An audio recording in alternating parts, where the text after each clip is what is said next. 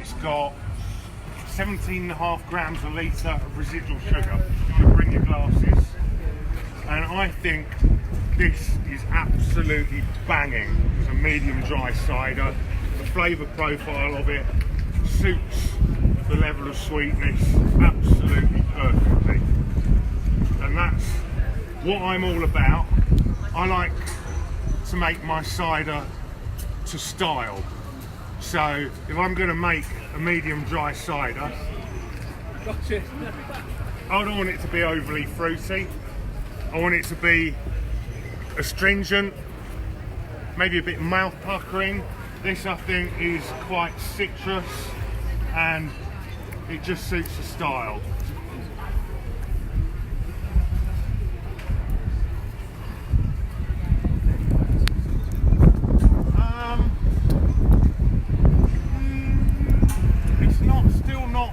Ridiculously high. We're still probably, I haven't measured it, but we're probably only looking at with 3.4. Yeah. That's just not saying anything about it, but I do know some cider makers who can mistake some of the tannins for acidity. I know one in particular who does go, all that cider's too sharp. Yeah, no, there's no sharpness in there at all. That's all down to the tannins in there. And yeah, I mean, these tannins have got citrus notes to it, which could be making you think, yeah, that's got a bit of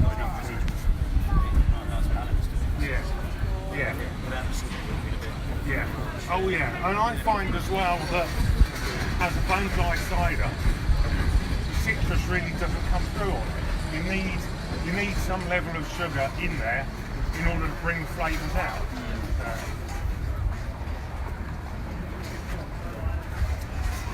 Alright, next one. Everyone had enough of that one? Everyone had some? So this is a new one, as Hubbabuba was. Fresh in the bottles 2 weeks ago. I've been hard at the quality control. And this is from, some of it could even be 5-year-old blend stock. And this was originally called This Is Cider when I put it on the market. But last autumn I pressed exactly the same blend of bittersweets as I've got in here. And it's like, well, can I call the two ciders This Is Cider? Because this has got a massive depth of flavour to it and a good finish on it. And the other one has got all the fruitiness of its youth and a nice flavour and a bit of a finish, but nowhere near as much as this one. So I rechristened this as V for Vintage, and the other one is in keg as This Is Cider, and I'll potentially be keeping back some This Is Cider for a couple of years in order to keep my rolling blend of V for Vintage going, and that will now only be available in bottle. But you still might find the odd bit in a small bar at some point, we'll see. And that's sweetened to medium because it just sits nicely on the palate. Medium sweetness with the bittersweet and the finish. I think it's just nicely rounded. What do you lot think? Yeah.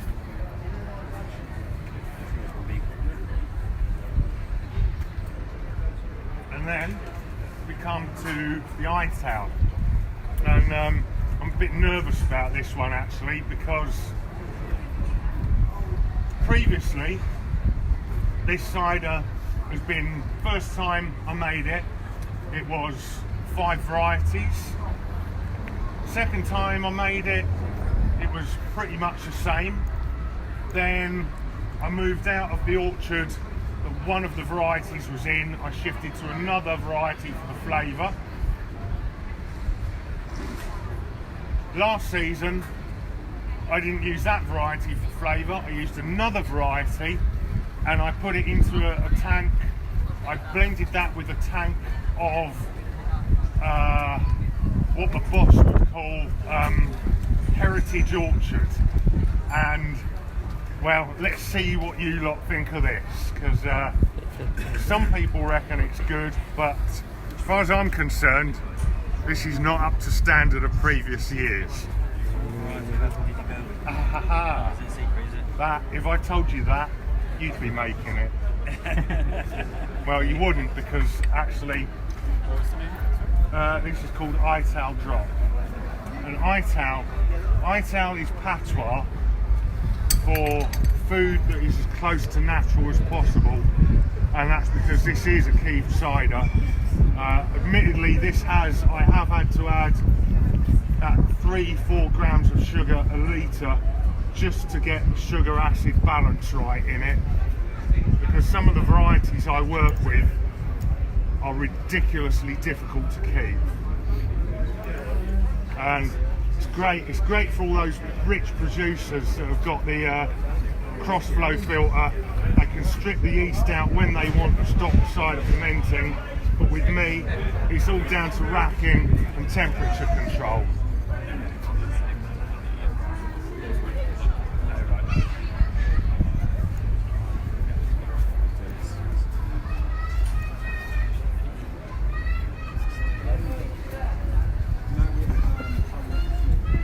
So I'll value people's opinions on this as well. If you all go quiet, then I'm worried. You're all quiet.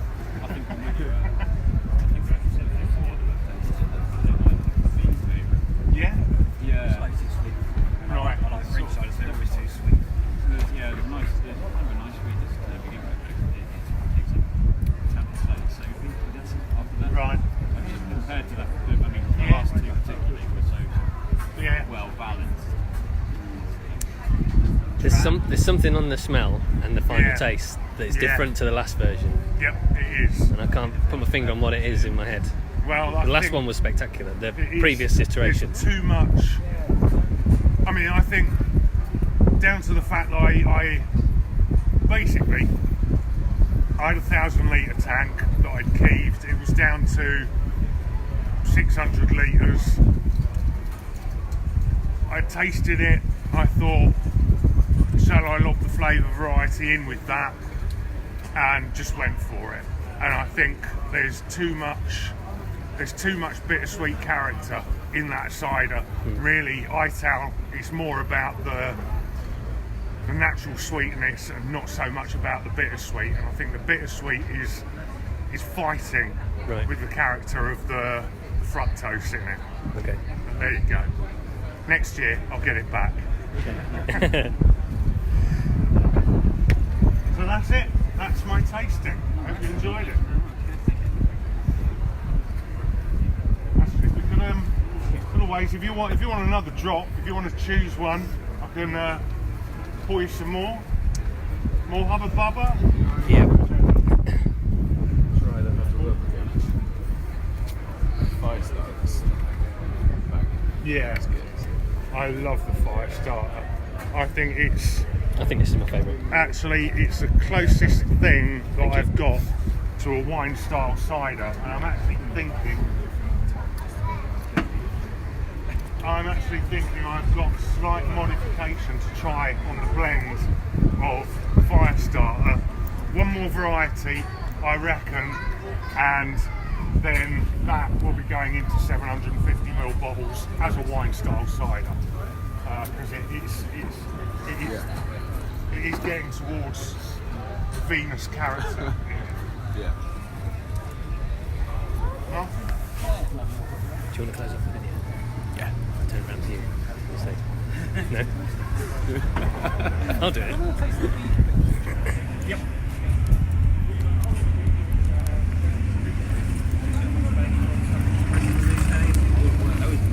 Bounty box market is dead.